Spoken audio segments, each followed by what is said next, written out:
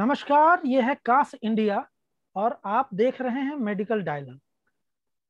आज की इस एपिसोड में हम आयुर्वेद की एक ऐसी पद्धति के बारे में चर्चा करेंगे जो दर्द प्रबंधन में और खास तौर से एंकाइलोजिंग स्पॉन्डिलाइटिस के मरीजों के लिए बेहद लाभकारी माना जाता है। यह एपिसोड हमने विशेष तौर से दर्शकों के अनुरोध पे तैयार किया है। हमारे पास कई दर्शकों के संदेश आए, मैसेज आए, जिसमें उन्होंने ये अनुरोध किया था कि आयुर्वेद के पंचकर्मा पद्धति के बारे में विस्तार से जानकारी दी जाए।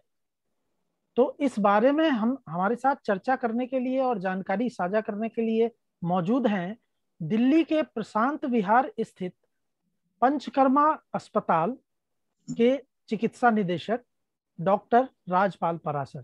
सर, कार्यक्रम में आपका बहुत बहुत स्वागत है।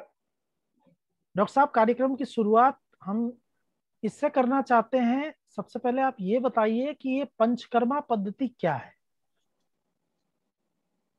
आयुर्वेद में रोगों की चिकित्सा के दो तरीके बताए गए हैं, संशोधन और शमन।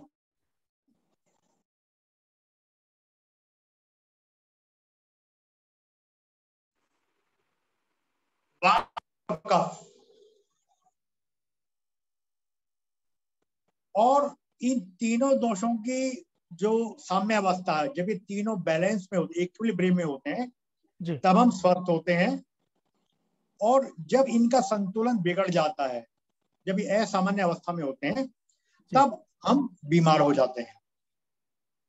तो जब कोई भी बीमारी हमको हो जाती है, तो जो संशमन चिकित्सा है, यानी दवाई जब हम देते हैं, उस समय हम दोषों को शरीर से बाहर निकाले बगैर चिकित्सा करते हैं। यानी हम ये कहेंगे दोष कम होते हैं या दवाई से उनको वहीं पर हम खत्म कर देते हैं, वो तो हुई शमन चिकित्सा। और जो शोधन चिकित्सा है, शोधन माने शुद्धिकरण। तो बेसिकली जो आयुर्वेद का पंचकर्म की चिकित्सा है, वो detoxification and rejuvenation of the body है। डिटॉक्सिफिकेशन शुद्धिकरण और रिजुविनेशन यानी पुनर्जीवीकरण, यानी बॉडी को डिटॉक्सिफाई करके हम बॉडी को दोबारा से नया जीवन दे दें, वो है हमारी पंचकर्म चिकित्सा। तो इसमें दोषों को निर्हरण, दोषों को हम बाहर निकाल देते हैं शरीर से। तो इस जो पंचकर्म विधि है, इसमें जो मुख्य अंतर है दवा में और पंचकर्म में, कि उसमें दोषों को बाहर निकालने की आवश्यकता नहीं होती, या दोष कम होते हैं तो हम उनको दवा से शांत कर देते हैं। जबकि इसमें दोष बढ़े हुए होते हैं, या हम सोचते हैं कि अगर दोष कम भी है तो उनको शरीर से बिल्कुल बाहर कर दे, ताकि बॉडी डिटॉक्सिफाई हो जाए। क्योंकि जब हमारी बॉडी डिटॉक्सिफाई होगी, जब हमारे शरीर की शुद्धिकरण हो जाएगा, तो उस पर दवा भी असर करेगी और हमारा जो शरीर है वो बिल्कुल एक तरह से नया हो जाएगा। तो इसको हम बेसिक कॉन्सेप्ट जो हमारा है शुद्धिकरण एवं पुनर्जीवीकरण, उसका नाम है पंचकर्म। जी, अच्छा डॉक्टर पाराशर, एक चीज जो है, चूंकि दर्द प्रबंधन की चर्चा होती है अक्सर, हाँ, एंकाइलोजिंग स्पॉन्डिलाइटिस जो बीमारी है, इसमें काफी पीड़ा का सामना करना पड़ता है। तो मैं ये जानना चाहता हूँ कि दर्द प्रबंधन में इस पंचकर्म प्रक्रिया की मतलब किस तरह की भूमिका है, ये कैसे काम करता है। देखिए, आयुर्वेद के दो मुख्य उद्देश्य हैं जी। स्वस्थ व्यक्ति को स्वस्थ रखना और रोगी का रोग का निर्हरण करना। तो हम इन दोनों सिद्धांतों पे काम करते हैं।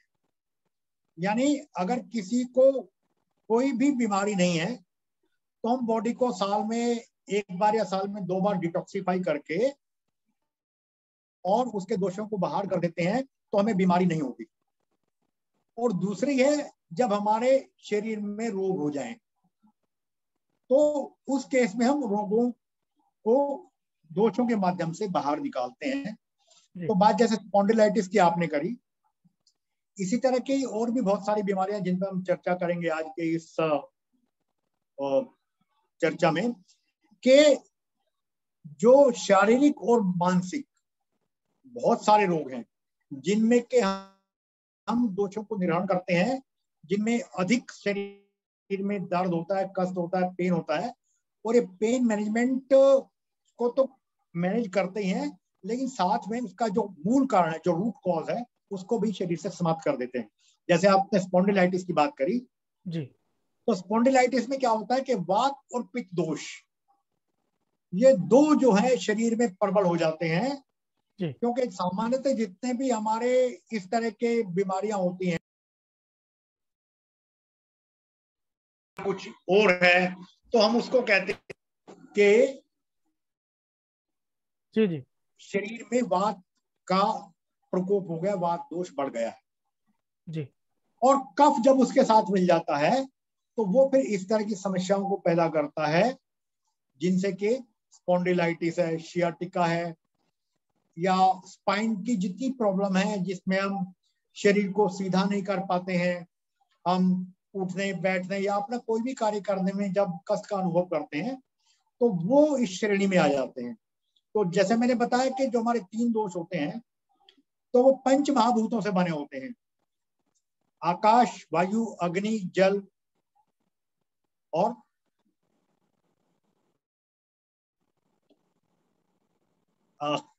आकाश, वायु, अग्नि, जल और 5वां तत्व पृथ्वी। पृथ्वी। तो जो कफ दोष होता है वो वात और पृथ्वी तत्व से बना होता है। जो हमारा कफ दोष है वो हमारा पृथ्वी और वात से बना होता है, और जो हमारा पित्त तत्व वो अग्नि से बना होता है।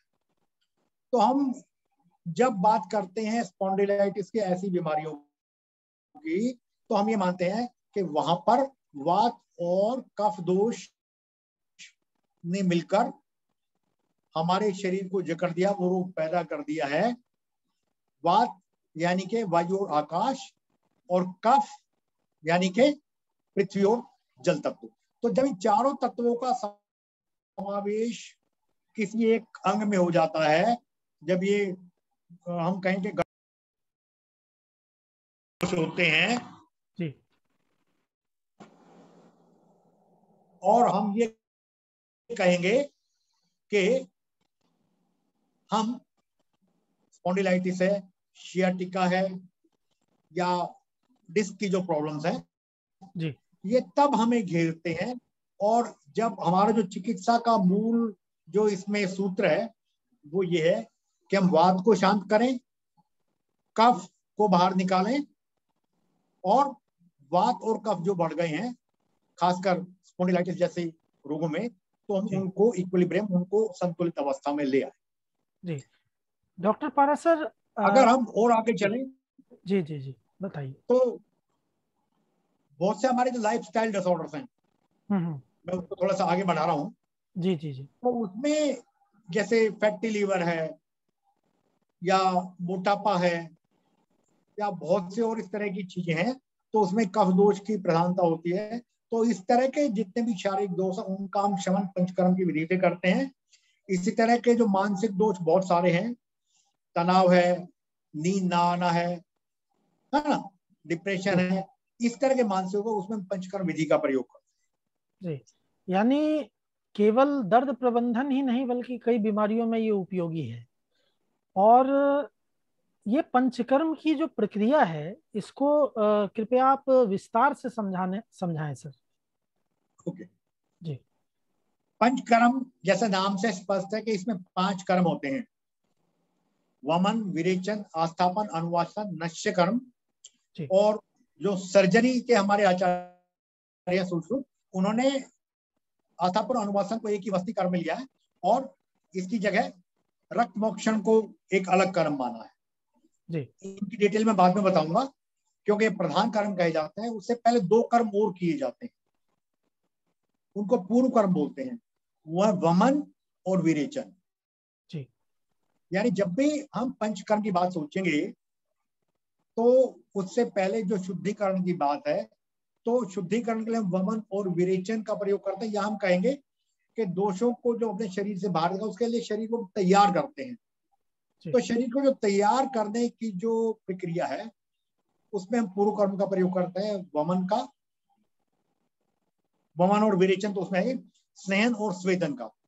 जी। स्नेहन क्या है, जैसे नाम से स्पष्ट है कि जो फैट है उससे हम शरीर को एक तरह से दोषों को पिघलाते हैं, या दोष हमारे मेन जो हमारा पोस्ट होता है उसमें ले आते हैं, मनुष्य में ले आते हैं। जी जी। तो जो प्रधान कर्म से पूर्व हम करेंगे स्नेहन, इसमें हम अंतर और बाह्य दोनों तरीके से, यानी अंदर और बाहर दोनों तरीके से हम वसा का प्रयोग करेंगे, तेल का प्रयोग करेंगे, घी का प्रयोग करेंगे। यानी औषधि से सिर्फ घृत पिलाएंगे, तेल पिलाएंगे, वो तो है शरीर के अंदर का प्रयोग।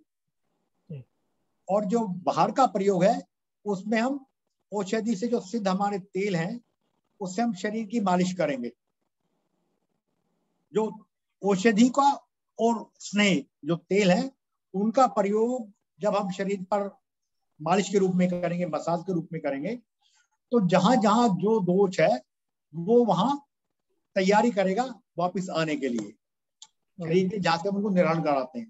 तो जैसे मैंने प्रधान कर्म में बताया वमन और विरेचन, तो हम वमन और विरेचन जो है इससे पहले स्नेहन और स्वेदन जरूरी हो जाता है।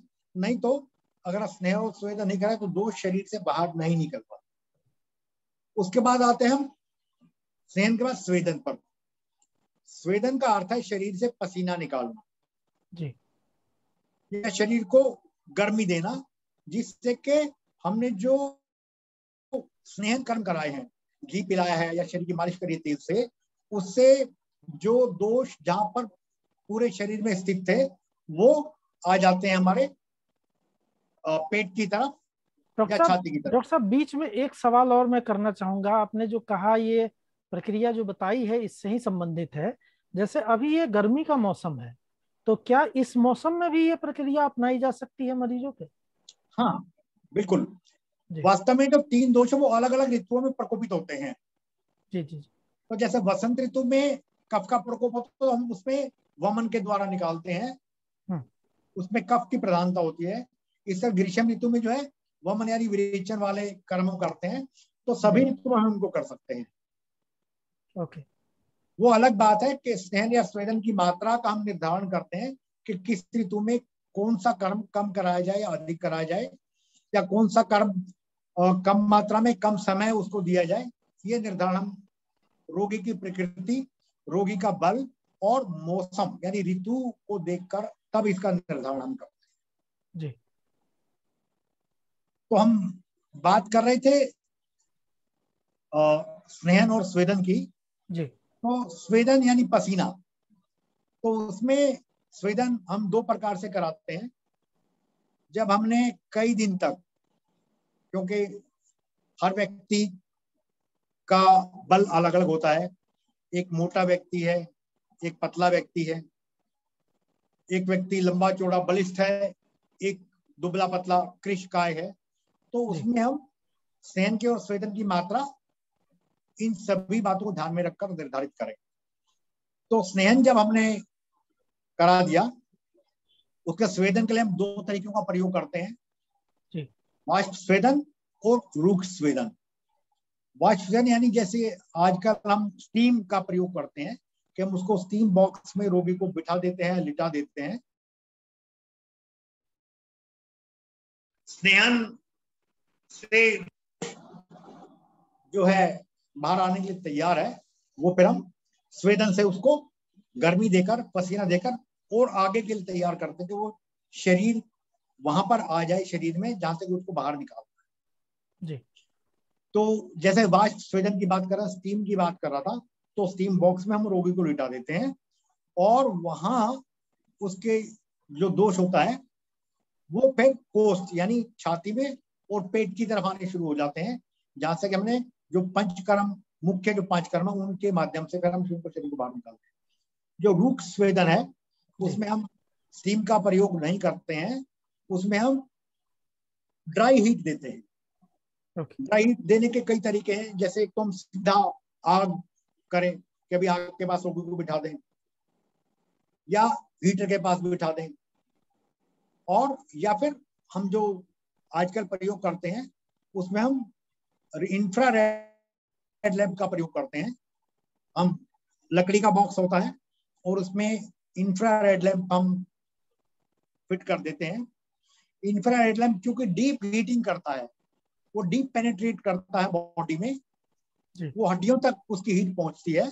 तो वो यानी अगर शरीर के किसी भी अंग में अगर दोष है तो वहां से उसको फिर वो बाहर निकलने के लिए तैयार करता है, वो उसको इस स्थिति में ले आता है कि वो प्रधान कर्मों के माध्यम से फिर शरीर से बाहर निकल सके। ये थे हमारे पूर्व कर्म, सहन और संवेदन। अब मैं आता हूं प्रधान कर्मों पर। जो 5 कर्म मैंने बताए, वमन, विरेचन, आस्थापन, अनुवासन, वस्ती, नश्य कर्म और उसके बाद रक्त मोक्षण। वमन, जैसा कि नाम से स्पष्ट है, वमन में हम उल्टी कराते हैं दवा देकर, और वो दोष जो कि तैयार है शरीर से बाहर आने के लिए पूर्व कर्मों के माध्यम से हम दवा देकर उनको उल्टी कराएंगे। इसे मुख्यतः कफ दोष होते हैं, और छाती के माध्यम से हम उसको बाहर निकालते हैं। तो हम ये मानेंगे कि जिनको सांस की शिकायत है, जिनके जोड़ों में कफ जमा हो चुका है, जोड़ों का दर्द है, जिनको सांस संबंधी परेशानियां हैं, जिनको खाना नहीं पचता है अच्छी तरह से, आम तौर से, तो हम उनको शरीर से बाहर निकालते हैं। ये तो हुआ वमन। फिर हम आते हैं पंचकर्म की अगली विधि पर, विरेचन। विरेचन यानी दस्त लगाना। तो जो पित्त प्रधान दोष है, बीमारियां हैं पित्त दोष वाली, उनको विरेचन के माध्यम से दस्त लगाकर फिर हम शरीर से बाहर निकालते हैं। इसमें जब हमारे शरीर की अग्नि बंद हो जाती है, हमारे शरीर का पाचन कम हो जाता है, गैस बनती है, शरीर भली भांति खाने को पचा नहीं पाता है, तो ऐसे जो दोष हैं उनको फिर हम दस्त लगाकर, दस्त की दवा के फिर हम शरीर से बाहर जी। और उसमें भी मैं फिर वही कहूंगा कि वमन और विरेचन में हम व्यक्ति का देखते हैं, व्यक्ति कितना बल उसमें है। हम देखते हैं व्यक्ति की प्रकृति कैसी है, वातज है, पित्तज है, कफज है। ऋतु देखते हैं, कौन सी ऋतु में हम कार्य कर रहे हैं। उन सब बातों का ध्यान रखते हुए हम पंचकर्म करते हैं। फिर हम आते हैं वस्ती पर। वस्ती 2 प्रकार की है, आस्थापन और अनुवासन। आस्थापन वस्ती में हम क्या करते हैं कि वात यानी दवाओं को पानी में एक्सट्रैक्ट जब उनका निकालते हैं तो वो क्वाथ कहलाता है। वो हम शरीर में गुदा मार्ग से प्रवेश, जैसे हम अनीमा देते हैं, तो वो शरीर से दोषों को बाहर निकालती है। अनुवासन वस्ती जो है वो हम तेल या घी से देते हैं, और वो जो है फिर शरीर को बल देती है और उस तरीके से शरीर का निर्हरण करती है, शरीर के दोषों को बाहर निकालती है। उसके बाद नश्यकर्म। नश्यकर्म में नाक के द्वारा जो है तेल, दवाओं से सिर्फ तेल डालते हैं, और जो मानते हैं कि जो हमारे गले से ऊपर गले के रोग हैं, नाक के रोग हैं, दिमाग से संबंधित रोग हैं, उसमें हम नश्यकर्म का प्रयोग करते हैं।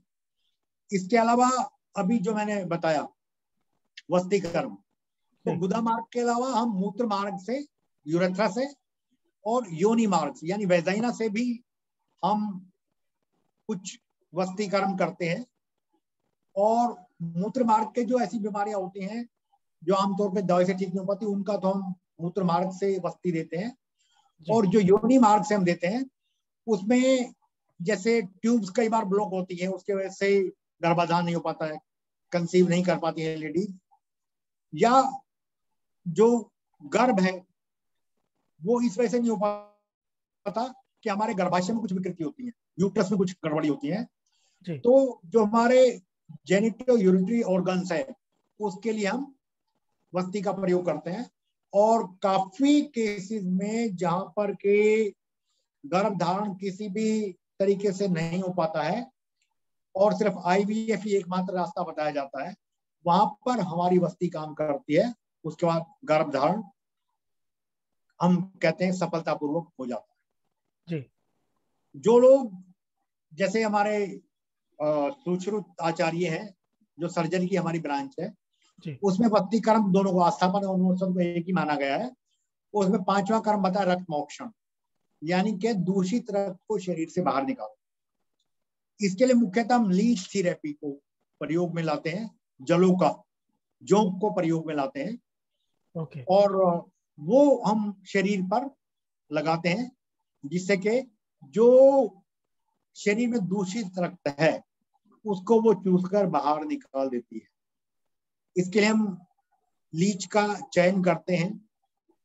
लीच 2 तरह की होती हैं, एक जिनका हम प्रयोग इस विधि में करते हैं और दूसरी जो होती है वो जहरीली होती है। तो हमें सबसे पहले ये देखना होता है कि जिस लीच का हम प्रयोग कर रहे हैं वो जहरीली ना हो, वो रोग को ठीक करने वाली हो। जी। उसके बाद हम उनको अपने तरीके से उनको प्रिजर्व करते हैं कि कैसे पानी में रखना है, क्या करना है। फिर हम उनको जब हमने लगाना है उससे पहले हमने क्या करना है, और जब लीच को हमने लगा दिया, उससे जब रक्त चूस लिया, उसके बाद उसको उल्टी करानी है उस गंदे खून की, उसके लिए फिर हमने क्या करना होता है। तो ये सारी की सारी विधियां जो हैं हम इस रक्त मोक्षण में जलों का जो हमारा विधि है इसमें प्रयोग करते हैं। जी, ठीक है। तो डॉक्टर साहब, एक सबसे जो ज्यादा पूछे जाने वाला सवाल है वो मैं आपसे करना चाहूंगा।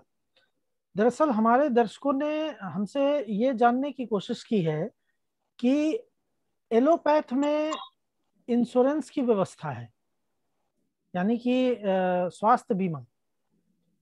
तो क्या आयुर्वेद चिकित्सा पद्धति से उपचार कराने में भी इंश्योरेंस की व्यवस्था सुविधा मिल सकती है?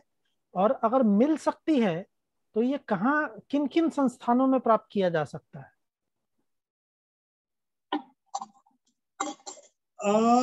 दिल्ली में हमारे केंद्र सरकार के, दिल्ली सरकार के और जो हमारे लोकल बॉडीज हैं उनके संस्थान हैं। जी। अगर मैं केंद्र सरकार के संस्थानों की बात करूं तो जी। अखिल भारतीय आयुर्वेद संस्थान है सरिता विहार में। जी। वहां पर ये चिकित्सा सुविधा उपलब्ध है। मैं दिल्ली सरकार की बात करूं तो हमारा ज्योति ब्रह्म प्रकाश आयुर्वेदिक संस्थान है खेड़ा डावर में, नजफगढ़ के पास। जी। और तिबिया कॉलेज है करोल बाग में, वहां पर यह सुविधा उपलब्ध है। अगर मैं बात करूं दिल्ली नगर निगम और नई दिल्ली नगर पालिका की, तो नई दिल्ली नगर पालिका और दिल्ली नगर निगम के ऐसे काफी अस्पताल हैं जहां पर यह सुविधा मौजूद है। जी। तो उनके जो वेलनेस सेंटर हैं ये तो बात हो NDMC के। गई, ये तो बात हो गई जहाँ पे निशुल्क मतलब चिकित्सा की जाती है। जी यानी कि ये सारे सरकारी संस्थान हैं, यहाँ तो निशुल्क चिकित्सा की व्यवस्था होगी।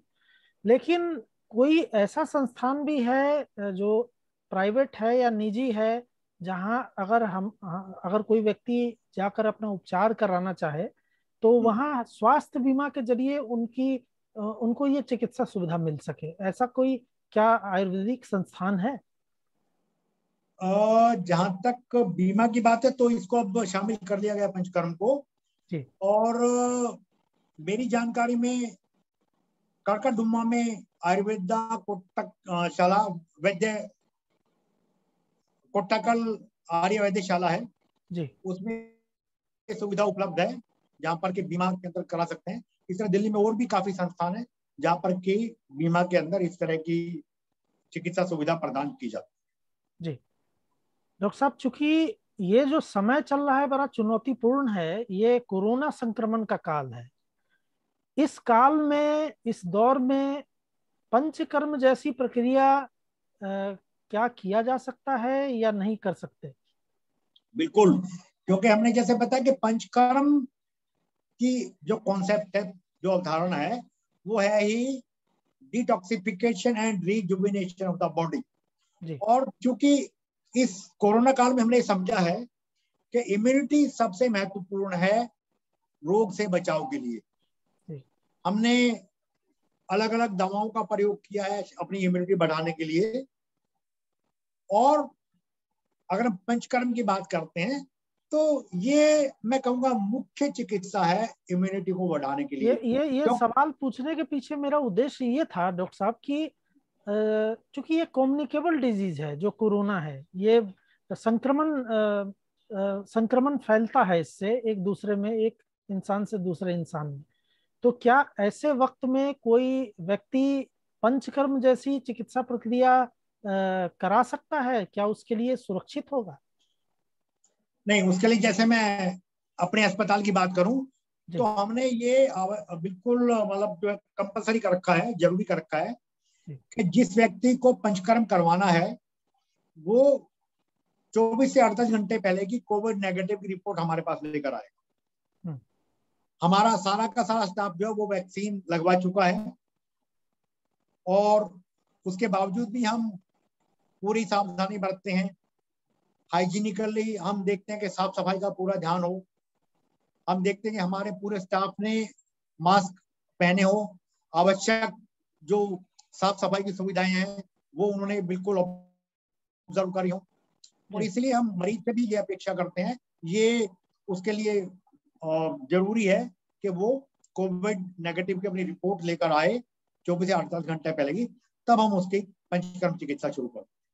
जी, एक अंतिम सवाल मैं करना चाहूंगा आपसे कि अक्सर लोग इस चीज को कहते हुए मतलब सुनते हैं, कहते हैं, बोलते हैं कि आयुर्वेद की कुछ चिकित्सा पद्धतियां जो है, मतलब कुछ प्रक्रिया जो है उपचार की, वो बेहद महंगी है, यानी कि आम इंसान की पहुंच से बाहर है।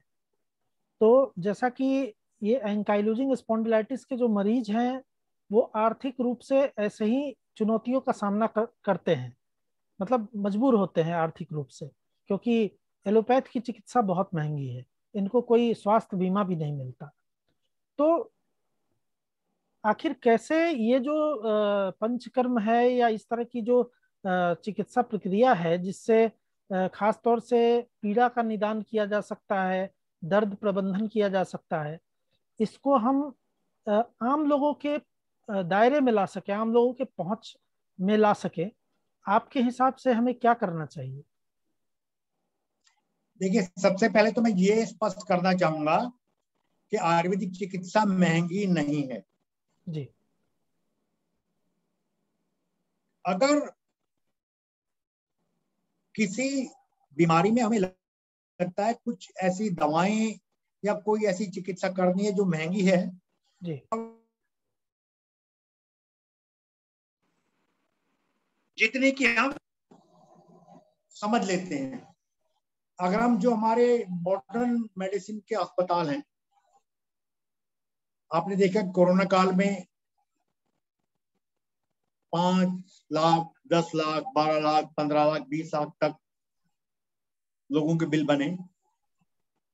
तो ये चिकित्सा हमारी अगर प्राइवेट सेक्टर में भी जाए तो उतनी महंगी बिल्कुल नहीं है। लोगों के आम जो लोग हैं उनके पहुंच में है, और वो प्राइवेट सेक्टर में भी अगर जाएंगे तो आम आदमी वहां पर चिकित्सा करवा सकता है। फिर भी उनको अगर लगता है, इस सवाल के पीछे का उद्देश्य मैं आपको स्पष्ट करना चाहता हूं कि जैसे जो एंकाइलोजिंग स्पॉन्डिलाइटिस से पीड़ित जो मरीज सामने आते हैं उसमें से ज्यादातर ऐसे लोग होते हैं जो बिल्कुल आर्थिक रूप से लाचार परिवार से होते हैं।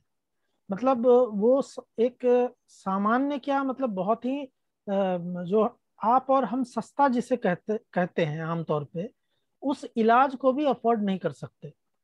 तो ऐसे मरीजों के लिए किस तरह की मतलब व्यवस्था है? सरकारी स्कीम्स जो चलती है, जो मतलब सुविधाएं दी गई है, वो बड़ी ही जटिल प्रक्रिया है उसकी। मतलब जब तक कि वहां तक मरीज पहुंचेगा तब तक उसकी हालत बिगड़ जाती है। तो मेरा सवाल सीधा सीधा ये था कि अगर इस प्रकार के मरीज पंचकर्म विधि से अपना उपचार करवाना चाहें, तो एक तो रास्ता जो नोन्ड है यानी जानकारी में है वो है कि सरकारी अस्पताल, ठीक है, लेकिन वहां लंबी लाइन है, वहां लंबी वेटिंग है।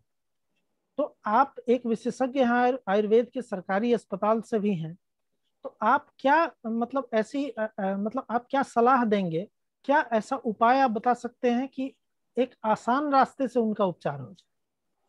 देखिए, सीधी सी बात है कि सरकारी अस्पतालों में सभी सुविधाएं उपलब्ध हैं जी।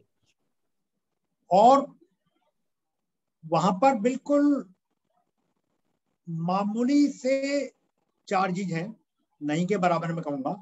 जी। उदाहरण के लिए, अगर मार्केट में प्राइवेट सेक्टर में कोई आयुर्वेद पंचकर्म थेरेपी 2000 से 5000 रुपए में उपलब्ध है, जी। तो सरकारी क्षेत्र में वो 100-150 रुपए में उपलब्ध है।